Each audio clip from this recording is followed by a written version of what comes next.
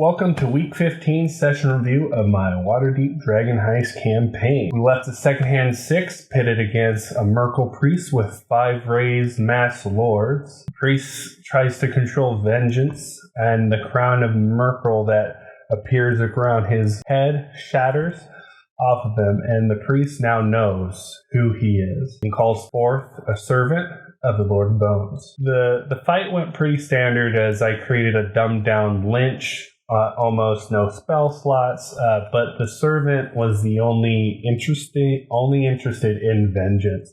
So it pretty much ignored everyone else. And from here, I want to talk about DMs shouldn't play missing PCs.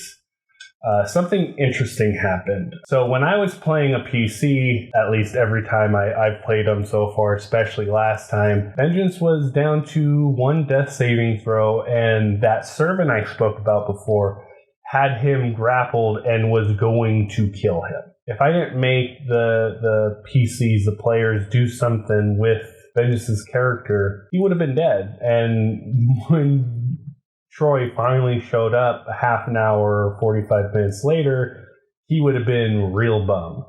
There's a couple of reasons why I think no one should do this. One, you don't know how to play their character. The other PCs also will care a little less because the DM's controlling them. He knows what he's doing.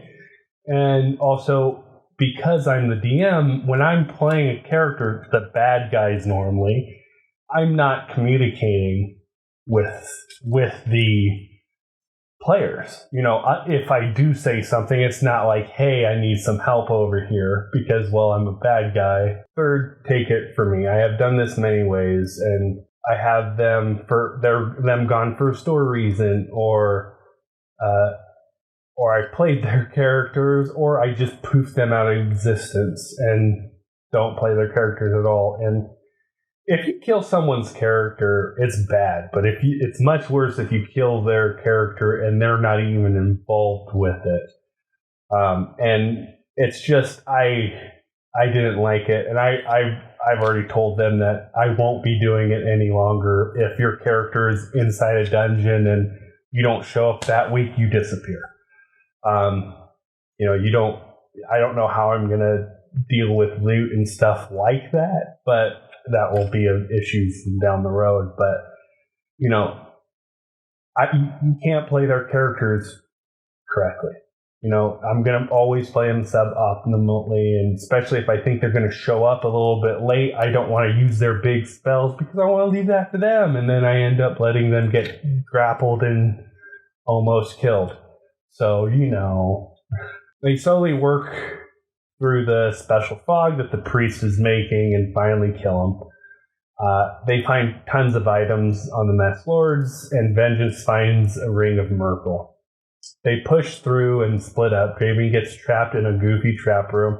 And I want to talk about having multiple traps planned for rooms. Now, what I mean by this is if the whole team went into this room, this trap would have went off. If a single person went off in this room, this trap will go off.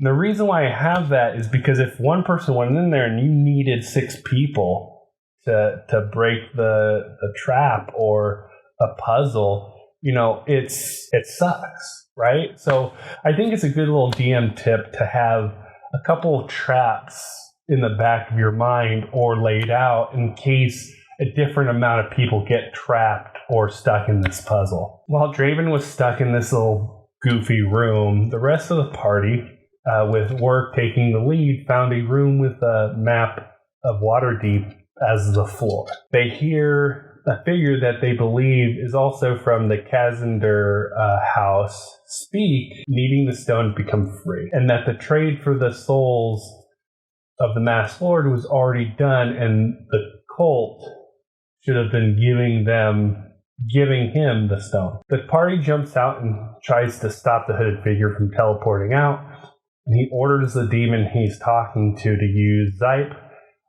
a troll hidden in the casket in the center of the room, to kill the intruders. The party soon is joined with Draven after he runs headfirst into a wall to break the trap, finishes the fight quite easily. I feel like I miss on the fights I worry the most about. The ones I think I'm going to DPK people, I think way too much about it, and then I try to make sure it's super balanced, and then the group just wipes the floor with it. I really need to just stop caring so much because they always figure out something that I'm not thinking about. And I need to stop that. It's 6 players versus 1, right? Like, that's not how I DM, but that's what it is with the combat, right? Like, you have 6 heads versus this one problem I put out. And I need to remember that. I'm not underestimating my players. I'm just worried I'm going to TPK them. The players use the paper bird to call Silverhand to the scene. She soon arrives as Warwick finishes his meal of the troll. Doc figures out how to use a magical item he got a few weeks back, the Clockwork Beat, and they discuss some things with Silverhand and head home for the night to start the next steps of looking for the stone. Let me know if you like it down below in the comment section. Hit the like button, subscribe, and share it with your friends. And like always, have a beautiful day.